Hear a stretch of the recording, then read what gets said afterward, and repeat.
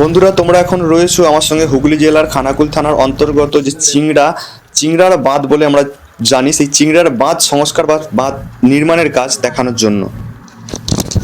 এই বাঁধটা ভেঙে যায় কিছুদিন আগেই বন্যার সময়। যা আমাদের খানাকুল 1 নম্বর ও 2 নম্বরে বন্যা আসার কারণে এই বাঁধটা ভেঙে যায়। তো ভেঙে অপোজিট সাইডের যে 24পুরের মাঠ ছিল সেই মাঠ ডুবে যায়। তার জন্য ওই দিকেও ভয়ঙ্কর বন্যার পরিস্থিতি হয়, যাতে চাষিদের ভয়ঙ্করভাবে ক্ষতির মুখ দেখতে হয়েছিল। সেই ক্ষতি যদিও সরকার কিছুটা দিয়েছিল, তাও সমস্ত ক্ষতিপূরণটা দেওয়া অসম্ভব ব্যাপার। তো তাও এই বাঁধ বাঁধার কাজ চলছে এখন আপাতত।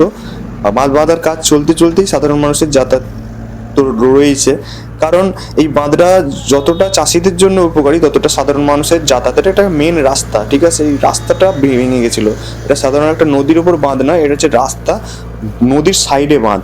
আর এই বাঁধটার পাশ দিয়েই বয়ে গেছে দুটো খাল। তো সেই খাল দিয়েই যায় বড় জল।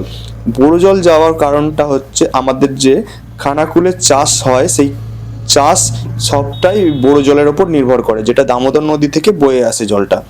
তো সেই জল যখন দামোদর থেকে এই খাল হয়ে আমাদের মুন্ডেশ্বরী নদীতে পড়ে, সেই শোষাপাতায় একটা বাঁধ হয়, বাঁধে জলটা গিয়ে আটকায়। তারপর খানাকুল 1 নম্বর ও 2 নম্বর অঞ্চল যে রয়েছে সেখানে গিয়ে চাষিরা সেই জল পায়, তারপর চাষ হয়।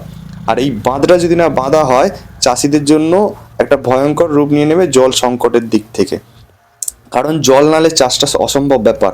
এবং সাইডেই দেখতে পাচ্ছ মজবুতভাবে বাঁধটা তৈরি করছে লোহার ব্যারিয়ার দিয়ে, সেখানে ফাইলান করে বাঁধ তৈরি।